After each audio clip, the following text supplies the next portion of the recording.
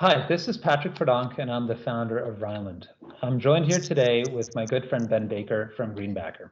Ben, welcome to the program. Thanks for having me, Patrick. So Ben, we've known each other for many years, but I wanted you to give our viewers just a little bit of background on yourself, what you do, and how you got there.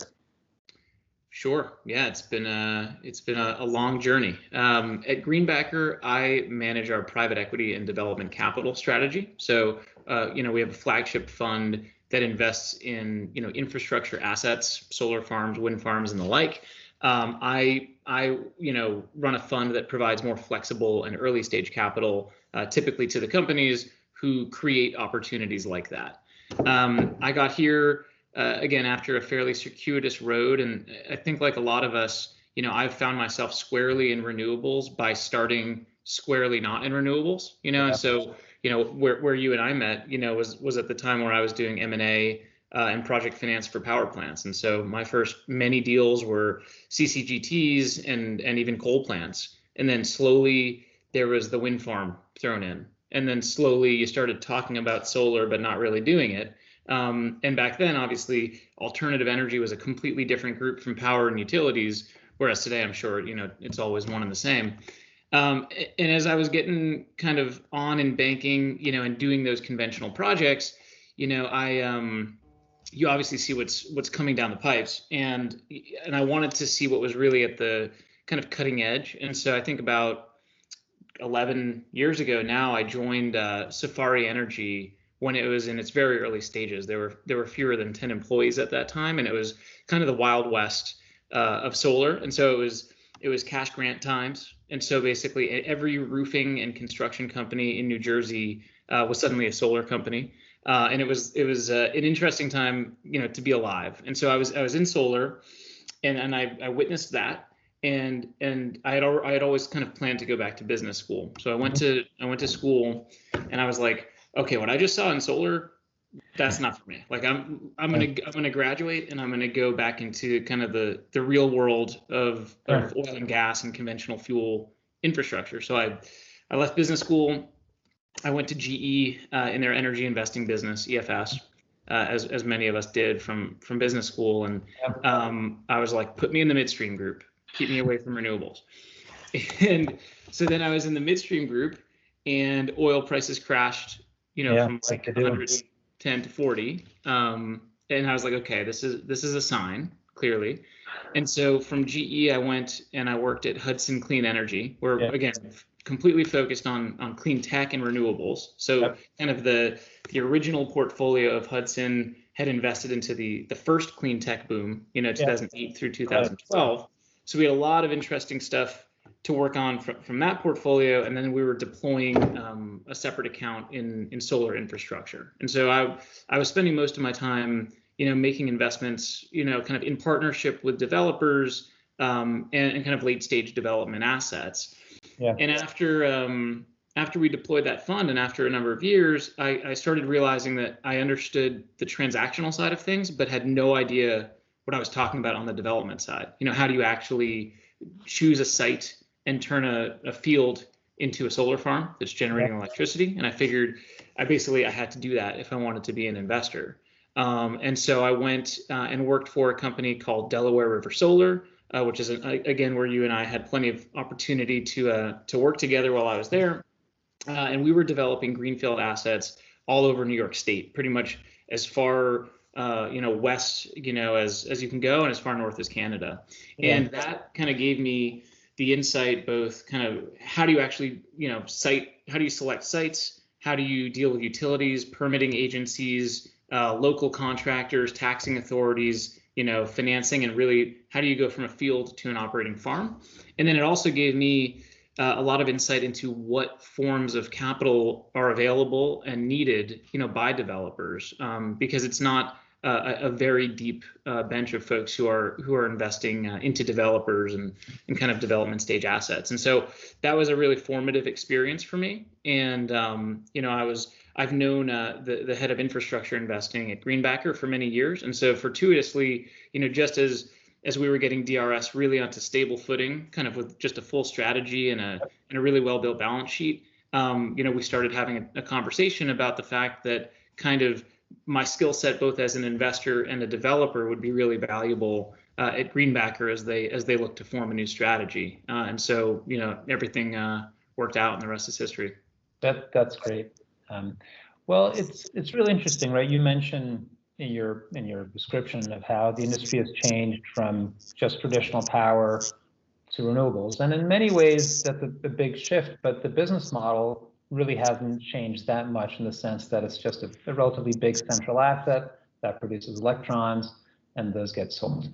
You've been talking a little bit to me about how you're seeing this change go even further, where the business models are now changing even more dramatically. And I think you're working on some of these things at Greenbacker. Do you want to talk a little bit about how you see the business model of power generation change away from just I produce a megawatt hour and I get paid, to some more innovative structures that you've worked on at Delaware and now at your new shop? Yeah, no, absolutely. And of course, back in our earliest days knowing each other, we had long-term tolling agreements, and we had, a capacity portion of your contract and an energy portion, and it was, that was how things were done. Today, what's interesting, if you look at the portfolio of the fund that I manage, we basically every investment that we've done so far touches some form of alternative revenue structure. So basically, and this is, it's very it hits home a lot in hydro specifically, because when I was at Hudson had formed the first private equity backed hydro roll up platform, which is now Eagle Creek, big company. And and at that time, I remember, of course, there's merchant plants and there's plants with long-term contracts, and you kind of lived or died by whether or not you could secure a PPA.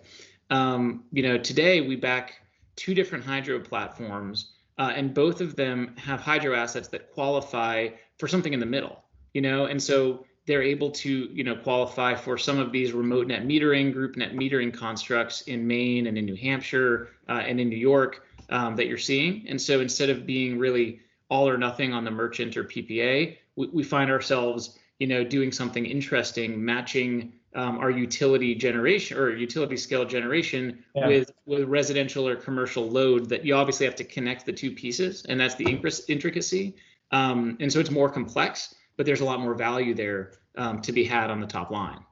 And so, and that continues thematically throughout our portfolio companies all the way down, pretty much the East Coast. We backed a solar company called Chaberton, which is based in Maryland, and they're in the Maryland community solar market. They're now kind of getting a toehold, getting ready for the Virginia shared solar legislation that recently came through, and they're getting prepared for what's going on in Pennsylvania, where people kind of expect a community solar type construct to come through. And then in New York, we work with Oya Solar, which is really focused on their large pipeline of community solar projects in New York. So that, maybe it's that I came from Delaware River Solar, where we were kind of solely focused on it, or maybe it's partly a large part of where things are headed, but that's certainly a theme, that we see. Yeah, well, it's great to see that beyond the technical and technological evolutions with solar, with wind, with mass storage, we're also seeing business model changes, and that's really exciting to see how the industry is going to grow. Well, in that context of an industry that's changing so much, if you think back to the start of your career when you're 22, 23, if you were to give advice to yourself at that age, given what you know now, given all the evolutions you've seen, what advice would you give yourself about building a career in energy and an energy transition? Yeah, sure. I mean, I would say two things. I mean, one, I'm very passionate about people, working with people. What really gets me out of bed is that, we work with management teams, and I really like, being part of those different groups and helping them strategize and grow their companies. And I've always loved kind of the qualitative aspects of negotiation and all that. And I was a French major. And so when I came out of school, I think what was important at that time was to really kind of put myself through the ringer of the things that, maybe weren't so fun for me, and kind of sitting there and living in Excel, for a few years, all night. And so I think on the one hand, folks who are sitting there, wanting to kind of graduate and be super excited about every minute of their day, I think, kind of take it slow and realize that you have to take your medicine. That's one thing for sure. And the other thing I would say is coming out of Columbia, there was a big kind of bias that you were supposed to do banking and private equity, and that was like the track. And I think that where I've learned the most in my career in energy is on the development side. And I wouldn't hire someone who didn't have development experience. We just hired a really great gentleman on the investment team. And the reason that I wanted to hire him was he spent 4 years in development and 4 years in structured finance. And so it wasn't, I wasn't looking for someone in M&A, investment banking, LBOs, private equity. I was looking for those two things, development and structured finance. And so I was just say, if you don't think that working in development or lending is necessarily the sexiest thing, I wouldn't worry about it when it comes to energy. That's great. Well, look, this has been really sage advice. It's great to hear your views on the market, and it's been great to have you on. Thanks so much, Ben. Great, it was a pleasure. Thanks.